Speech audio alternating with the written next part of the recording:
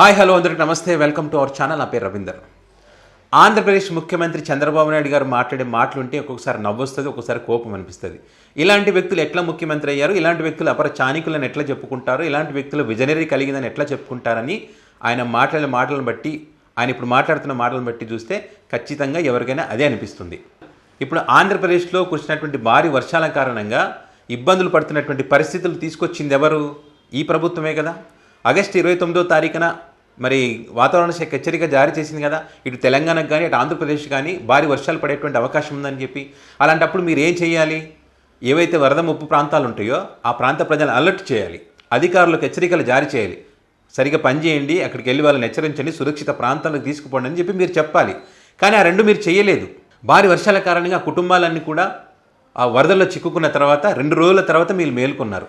So దీనంతటికి కారణం మీరు తప్పు చేసి ఇంకా జగన్మోహన్ రెడ్డి ముఖ్యమంత్రి అన్నట్టు జగన్మోహన్ రెడ్డిదే తప్పు అని చెప్పి మాట్లాడుతూ ఉన్నారు. పైగా జగన్మోహన్ రెడ్డి ఈ వరద బాధితులు ఎవరున్నారో వారి దగ్గరకు వచ్చి వారి కష్టాలు తెలుసుకునేటువంటి ప్రయత్నం చేస్తే జగన్మోహన్ రెడ్డి 5 నిమిషాలు వచ్చి అట్లా వెళ్ళిపోయాడు. ఆయన గతంలో ముఖ్యమంత్రి ఉన్నప్పుడు ఏరియల్ సర్వే చేశాడు.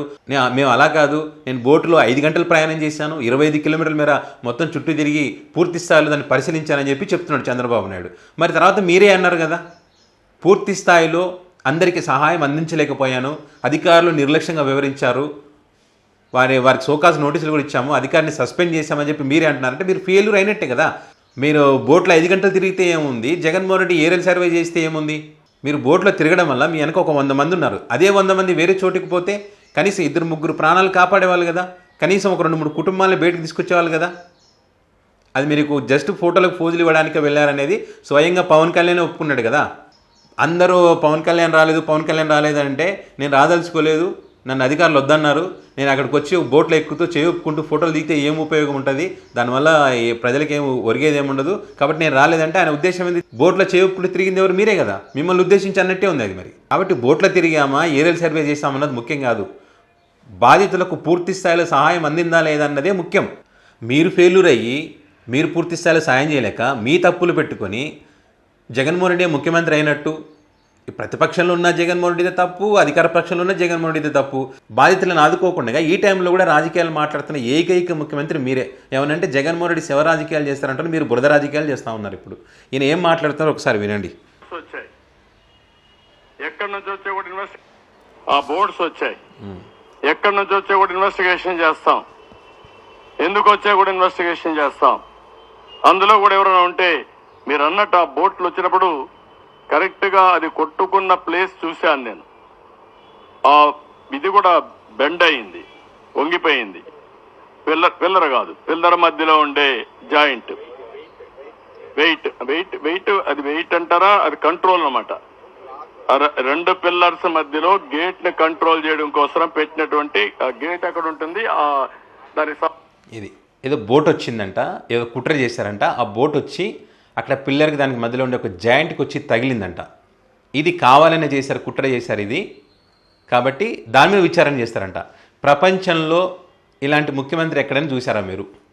ఆ బోటు మీద కూడా విచారణ చేస్తున్న ముఖ్యమంత్రిని. గతంలో జగన్మోహన్ రెడ్డి ముఖ్యమంత్రిగా ఉన్నప్పుడు ఇదే రకంగా ప్రకాశం బ్యారేజ్కి వాటర్ వస్తే ఆ బోట్లు తీసుకొచ్చి ఆ గేట్లకు అడ్డం పెట్టడం ద్వారా ఆ నీళ్ళని కూడా చంద్రబాబు ఇంటిని చుట్టుముట్టాయి, ఇది కావాలనే జగన్మోహన్ రెడ్డి కుట్ర చేశారని చెప్పి గతంలో అన్నారు అప్పుడు వీళ్ళు ప్రతిపక్షంలో ఉన్నప్పుడు. ఇప్పుడు అధికార పక్షంలో ఉన్నా కూడా సేమ్ అదే, మళ్ళీ అప్పుడు అదే మాట, ఇప్పుడు అదే మాట. ఎంత విచిత్రమో చూడండి. దాని మీద కూడా విచారణ చేస్తారంట. ఏం చెప్తాను చెప్పండి? విచారణ చెయ్యండి, చేస్తేనే మంచిది. అది ఎట్లకెళ్ళి వచ్చింది, ఎవరు పంపించారు, అది నిజాలు ప్రజలకు తెలిస్తేనే మంచిది కదా. జస్ట్ ఈరోజు ఏదో చెప్పి అవతల వ్యక్తుల మీద బురద జల్లి ఇక్కడితో ఆపకుండా నిజంగానే పూర్తి స్థాయిలో విచారణ చేయండి. విచారణ చేసి నిజాలు బయట పెట్టండి. మీరు అన్నట్టు కుట్ర జరిగింటే కనుక ఖచ్చితంగా ప్రజలు వాళ్ళకు బుద్ధి చెప్తారు, కుట్ర జరగలేకుంటే కనుక మీకు బుద్ధి చెప్తారు. సపోర్టింగ్ ఒక కాలం దాన్ని కొట్టుకునింది, అది బెండ్ అయిపోయి ఇరిగిపోయే పరిస్థితి వచ్చింది. అంటే ఏంటిది? ఎప్పుడు చరిత్రలో జరగల, ఇలాంటివన్నీ జరుగుతున్నాయి. ఇప్పుడు అనుమానం రాని వారికి కూడా అనుమానం వచ్చే పరిస్థితి. ఎందుకు బాబాయిని చంపి నెక్స్ట్ డే నారాసురు రక్త చరిత్ర రాయగలిగిన వాళ్ళు ఇంక అనుమానం ఎందుకు రాదండి? మీరు చూడండి, ఈయన 40 సంవత్సరాల రాజకీయ అనుభవం ఉందని చెప్తారు, అపర చాణికుడని చెప్తారు, విజనరీ కలిగినటువంటి వ్యక్తి అని చెప్తారు. మరి ఇలాంటి వ్యక్తి ఇలాంటి టైంలో ఇలాంటి మాట మాట్లాడితే ఇంక ఏమంటారు చెప్పండి? కష్టాల్లో ఉన్న వారిని ఆదుకోవడం పోయి, కష్టాల్లో ఉన్న వారికి సాయం చేయడం పోయి, ఇలాంటి టైంలో రాజకీయాలు పక్కన పెట్టి ప్రతిపక్షాలను ఇతర పక్షాలన్నింటిని పిలిచి ఇప్పుడు రాజకీయాలు చేయొద్దు, మనం కలిసికట్టుగా అందరం కలిసి నష్టపోయినటువంటి వారిని ఆదుకుందాం, వారికి సహాయం చేద్దాం, ఈ టైంలో కలిసిమెలిసి పనిచేద్దాం, మన రాష్ట్రాన్ని మనం కాపాడుకుందాం, దాని తర్వాత కావాలంటే రాజకీయాలు చేద్దామని చెప్పి ఉండాలి. కానీ బాబాయ్ని చంపి రక్తాసుర చరిత్ర రాసినాడని చెప్పి ఈ టైంలో కూడా మరి చంద్రబాబు నాయుడు గారు ఈ మాటలు మాట్లాడుతున్నారంటే ఇంక ఇంతకన్నా వరస్ట్ ఏమంటుందో చెప్పండి? మీరు ఫెయిల్యూర్ అయ్యి జగన్మోహన్ రెడ్డి కుట్ర చేశారని చెప్పి మాట్లాడుతూ ఉంటే ఇంకేం చేస్తాను చెప్పండి? అన్నీ మీరే చెప్తున్నారు. అధికారులు సరిగ్గా పని చేయట్లేదు అంటున్నారు, సస్పెండ్ చేసినామని మీరే చెప్తున్నారు, ఎమ్మెల్యేలకు హెచ్చరికలు జారీ చేస్తామని చెప్తున్నారు, మంత్రులకు హెచ్చరికలు జారీ చేస్తామని చెప్తున్నారు, మంత్రుల పనితీరు సరిగా లేదని మీరే చెప్తా ఉన్నారు. చరిత్రలో ఎప్పుడు జరగలేదు ఇలాంటిది అంటే నిజంగానే చరిత్రలో ఎప్పుడు జరగలేదు ఇలాంటిది. ఒక ముఖ్యమంత్రి వరద బాధితుడిగా మారినది, ఒక హోమ్ మినిస్టర్ వరద బాధితురాలుగా మారిన పరిస్థితి, ఇలాంటిది ఎప్పుడు జరగలేదు. మరి దానికి కారణం మరి మీరే కదా. 2047 గురించి ఆలోచించే వ్యక్తులు మీరు మరి రాష్ట్రంలో మరి చెప్పినా కూడా, వాతావరణ శాఖ చెప్పినా కూడా మీరు ఎందుకు అంచనా వేయలేకపోయారు? ఎందుకు ఈ వరదను రాకుండా ఆపలేకపోయారు?